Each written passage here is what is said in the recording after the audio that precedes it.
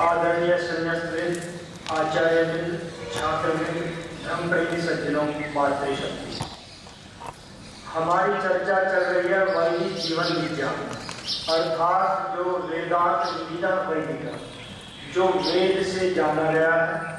ऐसा एक व्यक्ति का जो जीवन है, उसको जीने का जो विज्ञान है, वह क्या है, व्यक्ति को कैसे जीना चाहिए। वस्तुतः ये सभी समस्याओं का समाधान भी है, चाहे वो स्वास्थ्य से संबंधित है, राष्ट्र से संबंधित है, परिवार से संबंधित है या विश्व से संबंधित है, तो सभी समस्याओं का ये समाधान भी है वैदिक जीवन विज्ञान। हमने कल इसका कुछ आध्यात्मिक विनियोग किया था कि यदि व्यक्ति ईर्ष्या करता है, द्वेष करता है, क्रोध करता है, तो उसको नहीं करना चाहिए। क्यों नहीं करना चाहिए, उससे उसकी क्या हानि होती है, ये भी चर्चा हमने की। इसी विषय को आगे बढ़ाते हुए कुछ हम इतिहास से भी विचार की प्रेरणा लेंगे कि इतिहास में एक व्यक्ति ने ऐसा बोला और दूसरे व्यक्ति पे कैसे प्रभाव पड़ा और दुनिया ही बदल गई। विचार से व्यक्ति कैसे बदल जाता है, हमने विचार की भी चर्चा की, विचार विज्ञान की चर्चा की। उससे पहले हम थोड़ी संबंधों की चर्चा करते हैं कि ये दुनिया में संबंध क्या है। हम वस्तुतः सन्नद्धा हैं, बंधे हुए हैं किसी ना किसी रूप से। सबसे पहले हम किससे बंधे? परमाणु से। अग्नि सोमात्मकम जगत, हम बिना बंधन के दुनिया में रह ही नहीं सकते। सबसे पहला बंधन ईश्वर की ओर से मिला हुआ है, वो है परमाणु। अग्नि और सोम दो परमाणु मिले, उसके बाद में अणु बना, अणु के बाद में ये विकास होते हुए शरीर के अंदर 4-5 प्रणालियां काम कर रही, तो हम इस बंधन को प्राप्त। किंतु बंधन दो प्रकार के होते हैं। एक तो वो बंधन है जो मूर्खता पूर्वक व्यक्ति बंधा हुआ है, और एक बंधन वो है जो ऋषियों ने बांधा हुआ है, अनुशासन रूपी बंधन। तो बुद्धिमान व्यक्ति उस बंधन में बंधना चाहता है जिससे एक दिन पार हो जाए, और मूर्ख व्यक्ति उस बंधन में बंधता है जिससे वो जीवन भर बंधा रहता है, अगले जन्म में भी बंधा ही रहेगा।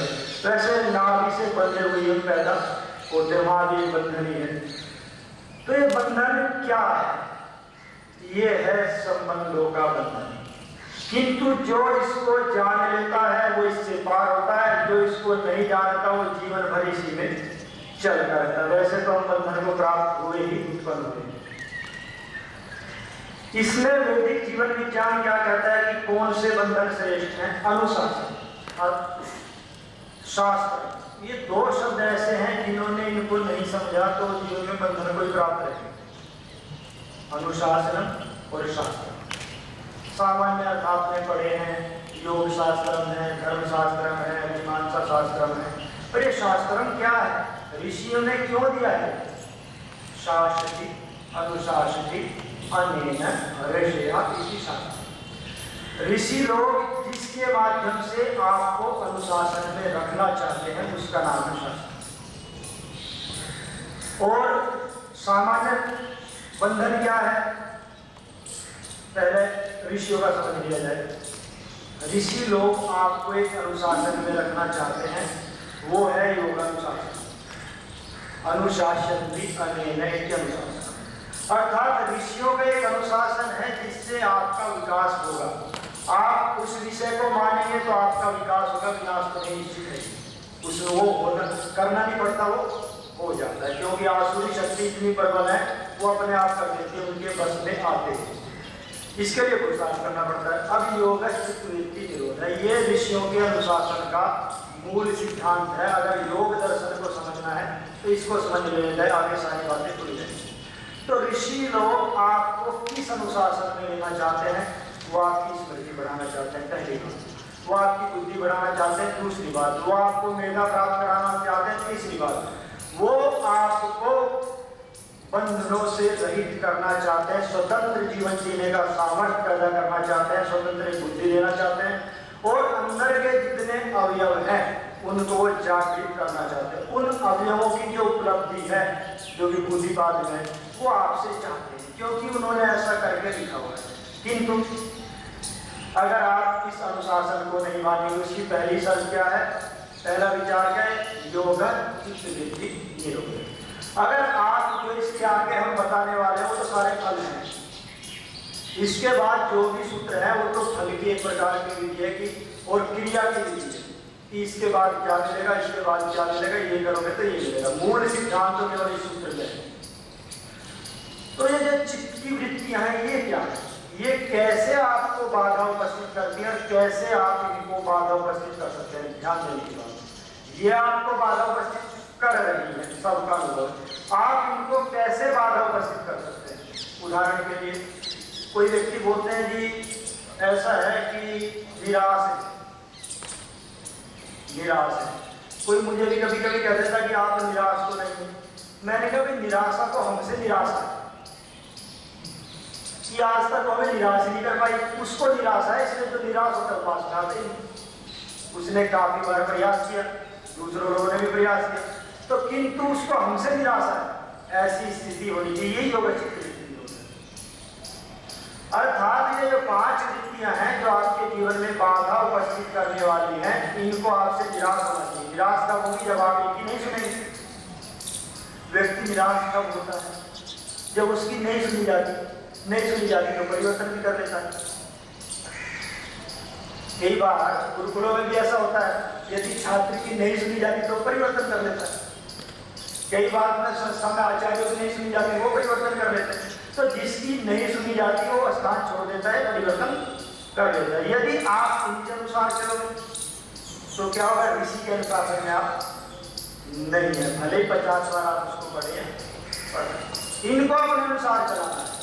ये ऋषि का अनुशासन है और उसमें बहुत सी चीजें हैं। उसके बाद तो फिर कैसे चलाना है वो अभ्यास और वैराग्य हो गया। उसके बाद कैसे करना है वो विधि आ गई। पर इससे मिलेगा क्या? कैसे ये आपके अनुसार चलेगी? वो है जब आप इनके तत्व को जानेंगे। पैदा कहाँ से होगी? क्योंकि आतंकवादी का स्थान कौन सा है, वो कहाँ से पैदा हो रहे हैं? जब तक वहां हमला किया जाए तो आतंकवादी क्या नष्ट हो सकते नहीं, फिर आगे क्या जाते नहीं नहीं जाते ऐसी स्थितियां। तो ये पैदा कहाँ से होती है? इनका केंद्र कहाँ से है? और ये चित्त है क्या? इसमें ये रहती है। तो जब तक इसको नहीं जानेंगे तो आप ऋषियों के अनुशासन में नहीं है। फिर 2 ही अनुशासन दुनिया में है, एक तो ऋषियों का, वेद का, ईश्वर का, और दूसरा असुरों का। दूसरी शक्तियां ब्रह्मांड में जो स्वाभाविक शक्तियां 2 ही है, दैवीय और आसुरी। तो बाद में कौन कब्जा कर लेती है? आसुरी। तो वो उसके नियंत्रण में आप बिना नियंत्रण के बचे नहीं सकते। सबसे श्रेष्ठ ये है कि देवी शक्तियों के नियंत्रण में चले, उनके अनुशासन में चले। और उसकी विधि क्या है कि पहले उसको जाने कि ये सब क्या है, कहाँ रहते हैं, क्या करते हैं, आगे इसका उपाय क्या है। इन सब चीजों को जान लिया जाए। चित्त एक देवता है। चित्त ध्यान से लेने की बात है, चित्त एक देवता है, अर्थात एक देवीय शक्ति है। आसुरी शक्ति उसके अंदर आ जाती है, यदि सावधान नहीं रहता है। और देवता में 3 चीजें होती है। देवता एक द्रव्य है, उसका एक गुण है, उसकी एक क्रिया। ये वेद का बहुत ही श्रेष्ठ विज्ञान है। कोई भी पदार्थ 3 चीजों से रहित नहीं है। पहला है वो खुद एक पदार्थ है, उसमें पदार्थ के गुण होने चाहिए। पच्यते गम्यते जायते आदि गुण प्रवृत्ति गच्छति जानाति थी इत्यादि। उसका पदार्थ का एक गुण होता है और उसकी एक क्रिया होती है। जैसे ईश्वर एक पदार्थ है, कैसे जानेंगे ईश्वर के अंदर क्या गुण है? हमारे आर्य समाज का नियम है और योग दर्शन का सूत्र भी है। तो ईश्वर के गुण जाने, क्रिया क्या क्या करता है, तभी तो हम उसकी क्रिया से जुड़ेंगे, तभी तो हम प्राप्त कर पाएंगे कि ईश्वर ने हमारे लिए क्या क्रिया की है। तो उसको जानना जरूरी है। तो चित्त के लगभग 50 मंत्र वेदों में, उसके बिना चित्त को समझा ही नहीं जा सकता। ये चित्त का वृत्ति निरोध तो बहुत पाठ का विषय।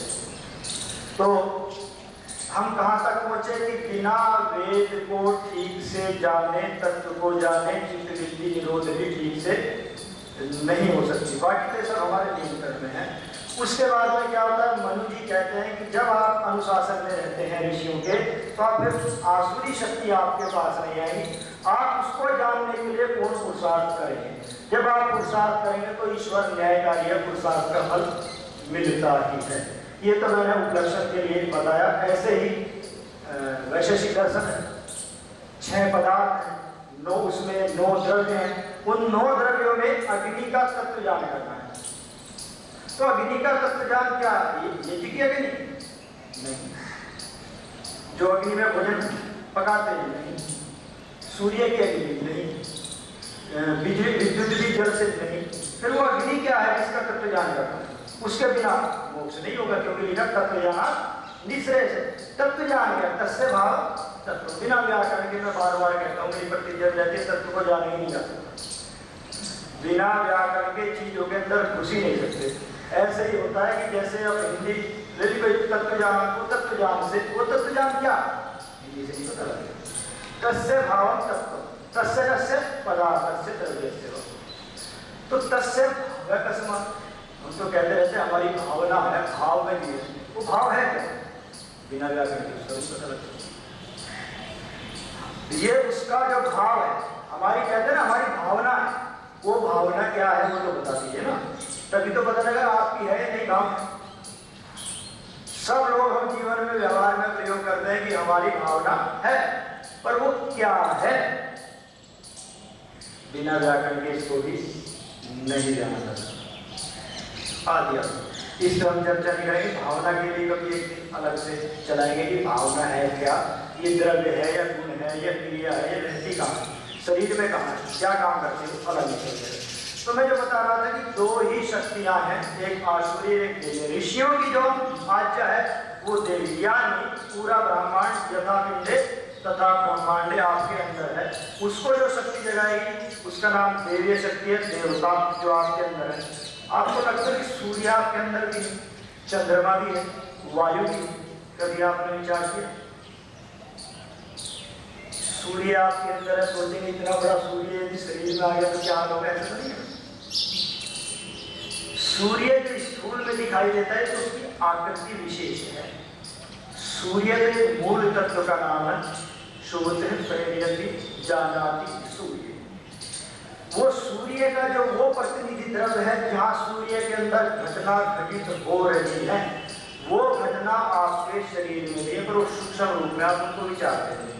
अगर उसको जानने तो जीवन में कभी आँख खराब नहीं होती, जीवन में कभी चश्मा लगे हुई, न किसी डॉक्टर की जरूरत न लगेगी अगर उस तत्व को जान ले तो, क्योंकि उस तत्व में कमी आने से व्यक्ति की आंखें खराब, क्योंकि देवता को आपने विपरीत आहुति दी। जैसे यज्ञ में कोई विपरीत आहुति दे तो यहाँ बैठना मुश्किल है, तो आपने ऋषियों का अनुशासन में मिले। अब आपको क्या खाना चाहिए, क्या पीना चाहिए, कैसे जीना चाहिए, और बताएगा। ये भी तो वैदिक जीवन विज्ञान का एक सत्य है कि आपको कैसे जीना चाहिए, क्या खाना चाहिए, खाते समय क्या भावना होनी चाहिए। अगर आप इसको नहीं जानेंगे तो इसका मतलब आप फिर कहाँ से लेंगे? जिसने पहले से अपना रोगी है, दूसरे लोगों को सीख के कि वो खा रहा है उसको कुछ नहीं हो रहा तो हम दिखाएंगे। तो ऋषियों का एक अनुशासन है जिसका नाम है आयुर्वेद, उसको आपको जानकारी नहीं है। पहले महर्षि दयानंद ने यहाँ तक लिखा हुआ है कि माताओं को 2 विद्या तो जरूर आए, पहला तो है व्याकरण और दूसरा है आयुर्वेद। और आज हमारा वैद्य कौन है? भोजन बनाने वाली वैद्य या वैद्य होना चाहिए। इनको किसी ने अधिकार दिया, जिसको कोई काम नहीं मिलता वहाँ रोड पे खड़ा है, रेडी लगा दी उसने, और वहां जाके महिलाएं गोल पे खाती है ना। तो वो फिर बीमार होंगे नहीं होंगे, कौन होगा? समोसे बना रहा है, उसका पसीना गिर रहा है और तेल बार बार जलाने से तेजाब हो गया है, बाजार के समोसे चाहिए है ना।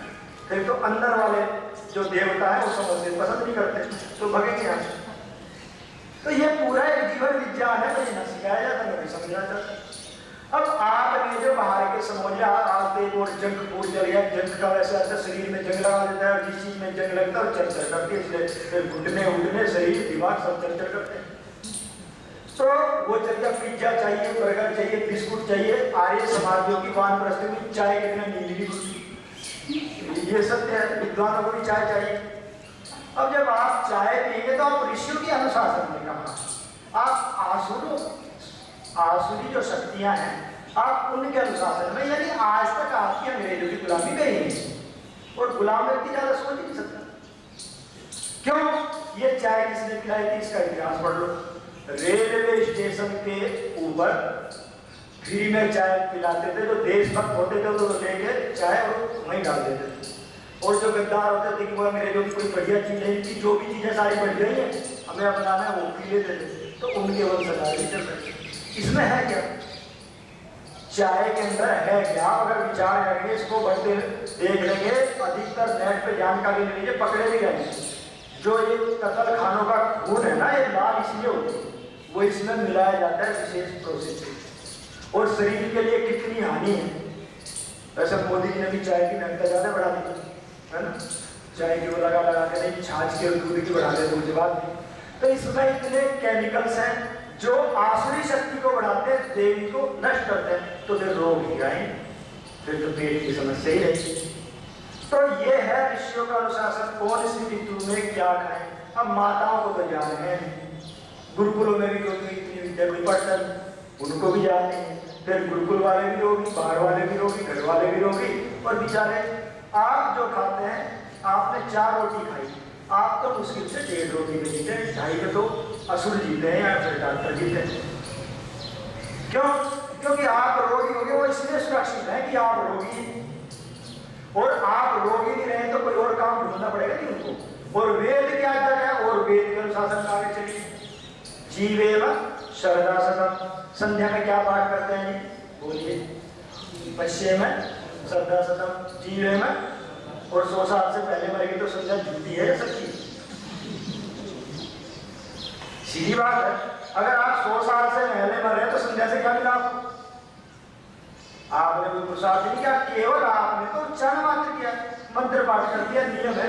आपने संध्या को जिया नहीं, इसको जीना पड़ता है, और जीने के लिए तप करना पड़ता है, और तप के लिए जान जरूरी है, नहीं तो फिर तच्चे बाधमानम चित्त अप्रसादनम की मन्नते उल्टा हो जाएगा। योग दर्शन में क्या कहा? तच्चे अबाधमानम चित्त प्रसादनम की मन्नते, किंतु ये तप जो होगा ये उल्टा होगा, बाधमानम भी होगा, हमें सख्ती रहेगा। तो इसलिए तत्व ज्ञान जरूरी है, वैदिक जीवन विज्ञान। हम यदि इसको जान लें तो फिर क्या होगा? आपके अंदर ईर्ष्या नहीं बचा, क्रोध नहीं बचा, द्वेष नहीं बचा, तत्व ज्ञान होगा, शरीर अच्छा है। तो दुनिया में ऐसे लोगों के ऊपर पीएचडी होगी कि स्वस्थ कैसे रहते हैं, ये संगठित कैसे रहते हैं, इनके कारण क्या है, इनके ब्रह्मचारी जो स्वास्थ्य बहुत अच्छे हैं, डॉक्टर वैद्य आश्चर्यचकित है कि हमें क्यों नहीं बुलाता है। तो अब जब आपको ऐसा रहेगा तो दुनिया आपसे प्रेरणा लेगी और पेश करेगी। अमेरिका के नासा के वैज्ञानिक क्या है, इनका स्वस्थ का कारण क्या है, इनकी बुद्धि इतनी तीव्र क्यों है, एक बार भी याद हो जाता है। जब आपकी बुद्धि भी ऐसी रहेगी जैसी बुद्धि है, बल्कि उससे भी खराब रहेगी, निराशा ज्यादा है। और यदि उनसे जैसा ही स्वास्थ्य रहेगा तो आपको पूछेगा कौन? तो ये ध्यान देने की बात है। जीवन को जीने के लिए आदर्श उपस्थित करना पड़ता है, उसको पहले जीना पड़ता है। जब तक हमारे पूर्वजों ने इसको जिया, दुनिया में हम ही, और हमने जब जीने में भी स्वार्थ भूल लिया तो हम देश में भी नहीं ठीक। तो ये है ऋषियों का अनुशासन। आयुर्वेद की एक परंपरा है कि किस ऋतु में क्या खाएं, उसको जाने और वैसी चीजें अपनाएं तो हमें कोई रोग नहीं आएंगे। क्योंकि वेद पे तो विश्वास होगा, ऋषियों में तो चलो कह दिया मिलावट हो गई होगी, वेद पर तो विश्वास होगा ना कि जीवे में श्रद्धा सतम, ये हमारे लिए कछुए के लिए, ऐसा तो नहीं है ना। कछुए को तो कोई आशीर्वाद नहीं देते ना, तुम जीवे श्रद्धा सतम वर्धमान है, उनको तो कोई आशीर्वाद देते ना, वो तो भगवान की तरफ से नियमों का पालन करते हैं, तो वैसे आशीर्वाद हम मतलब मनुष्य ही रोगी है, बाकी सब अपना, और मनुष्य के साथ रहने वाले पशु रोगी है क्योंकि उनको अपने हिसाब से खिला रहे हैं। अब गाय को भी हलवा खिला रहे हैं तो गाय को हलवे की क्या जरूरत है? ऐसा होता है। जो बच्चा विवाह का गला सड़ा भोजन वो गाय माता को दे दो, उसको माता कह रहे हैं। उसके लिए तो चारा दो, बढ़िया चीजें दो, नहीं उसको अपने अनुसार खिलाओ, तो उसको भी से बनाने पड़ते हैं क्योंकि अपने अनुसार उसको भी मान लेगी, इसको ये बढ़िया लगता हो। तो वो ध्यान रखना है, पशुओं का भी एक भोजन है, पशुओं का भी एक आहार है, तो उसको देंगे तो स्वस्थ रहेंगे। हमारा भी एक आहार है, उसको खाएंगे तो स्वस्थ रहेंगे। मानसिक चर्चा हो चुकी है। अब आगे इतिहास।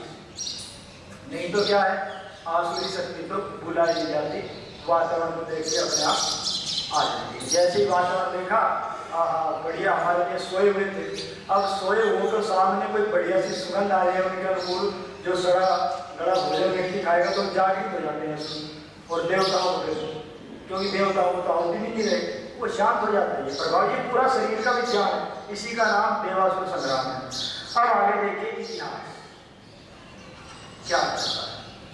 इतिहास की एक प्रसिद्ध घटना है, कुमारी भट्ट नाम के अच्छे वेद के विद्वान हुए।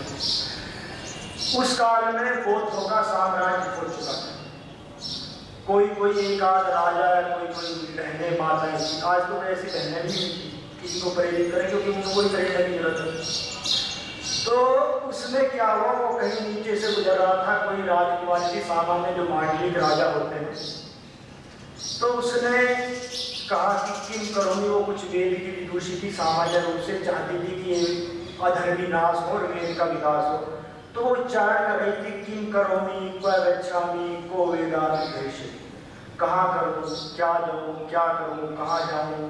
कोई ऐसा व्यक्ति ही दिख रहा जो वेदों को उद्धार करे, क्या होगा, हर जगह बहुत आंधी आ गई। कुमारी भट्ट गुजर रहे, उनके कानों में वो ध्वनि पड़ी, उन्होंने वो सुना। देखिए व्यक्ति को विचार कहाँ से कहाँ ले जाते।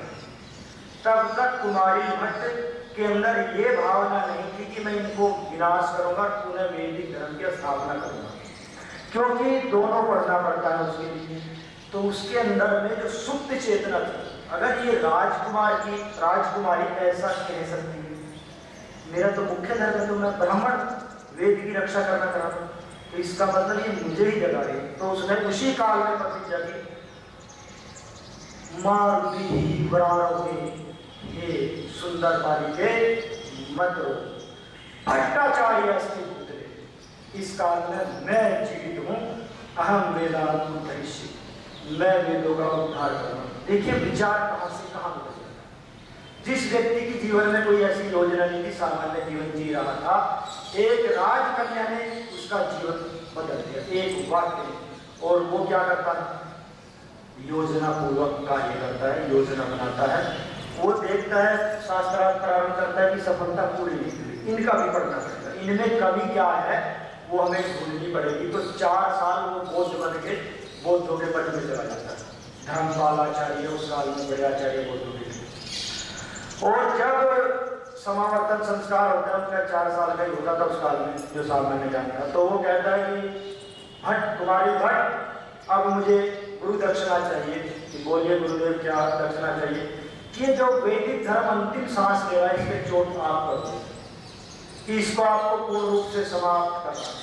तो देखियो कितना बड़ा शेर होगा उस काल में, उन्हीं के मठ में बैठ के, उन्हीं की भीड़ के बैठ में क्या कहता है कि मैं क्षमा चाहता हूँ, मैं वैदिक धर्मी का और मरूंगा, मैंने इसलिए सारा पढ़ा है कि मुझे आपकी कमियां जाननी थी, ताकि मैं शास्त्रार्थ में आपको पढ़ा सकूं। और वो शास्त्रार्थ करता है, जैसा इतिहास है 7 दिन तक चलता है, राजा भी उसमें आते हैं, और वो उनको अपने ही गुरु को प्राप्त कर देता कि इसको दोनों प्रकार का जानना। और वैदिक धर्म जो सुख था, उसमें पुनः चेतना देते, विचारित था। एक बालिका का विचार ने व्यक्ति को कहाँ भी जगा दिया। इसलिए किसी कवि ने कहा आर्य समाज के ऊपर, ये लोग कहते हैं आर्य समाज शीतल हो गया है, आर्य समाज निष्क्रिय हो गया, तो हम कहते हैं रात ठंडी हुई तो क्या हुआ, एक चिंगारी तो है, आग लगे ना लगे तैयारी तो है। और एक छोटी सी चिंगारी यदि कहीं लग जाए तो पूरे जंगल को जला के राख कर देते। तो सारे दिन को चिंगारी ही देखा, एक दिन ये दावत जरूर बनेंगे, और ऐसा दिन भी आएगा। अच्छे दिन तरह से प्रारंभ हो गए, राष्ट्र के भी हो रहे हैं, तब देश के भी हो ही रहेंगे। तो नहीं तो क्या होता है, एक प्रेरणा, दूसरा माता की एक प्रेरणा। मदालसा नाम सुना होगा, कथाएं सुनी होगी। एक विदुषी राज्य यानी राजमाता, उसने वो इतनी धार्मिक थी कि उसने प्रतिज्ञा की कि अपने बच्चों को जो है, जैसे सुना है, कोई और भी हो सकती है, कथा है, कथा तो कथा ही है, सत्य घटना है, कि अपने उन्होंने बच्चों को जो है, 2 घटना इसमें हो सकती है कि सबको धार्मिक बना दिया। सब बोले कि कहाँ गृहस्थ में पड़ेंगे, दुनिया वैसे दुखी है, हमें क्यों दुखी होना। आदि आदि होते हुए ऐसा विचार करते वो सब जंगल में चले गए, तपस्या करने लगे, वेद पढ़ने लगे। तो राजा ने कहा कि भाई ऐसा कैसे चलेगा देवी, राजकुमार भी तो चाहिए ना, कि अब नहीं, अब आपको राजकुमार मिलेगा। तो उसके भाई उसको लेने आए तो भी नहीं गया, क्योंकि माता क्या बना सकती है उसके लिए प्रेरणा, पर आगे से माता ही नहीं, तो बच्चे बनेंगे ना। और आगे चलो, अब दादा नाना नानी उनको भी जाएंगे, लोरी भी वैसी देते हैं, है ना। पहले तो लोरियों में सारा सिखाया जाता है। और एक घटना और कि युद्ध से वापस आ गया, कोई राजकुमार था, युद्ध से वापस आ गया। माता क्या कहती कि तूने मेरे दूध को बजा दिया है, मैं पश्चाताप कर रही कि मैंने तेरे जैसे नालायक को जन्म दिया।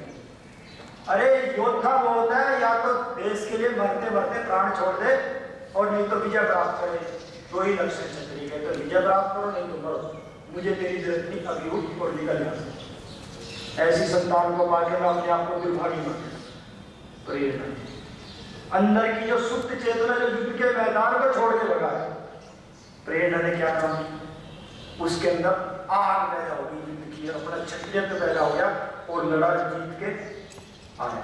तो प्रेरणा क्या काम करते, और आगे आ जाओ, शास्त्र कर क्या रहे, प्रेरणा ही तो दे रहे, वेद क्या कर रहे, प्रेरणा ही तो दे रहा। जीवन सर्वदा सतम सोसाल देना चाहिए कि वेद की प्रेरणा।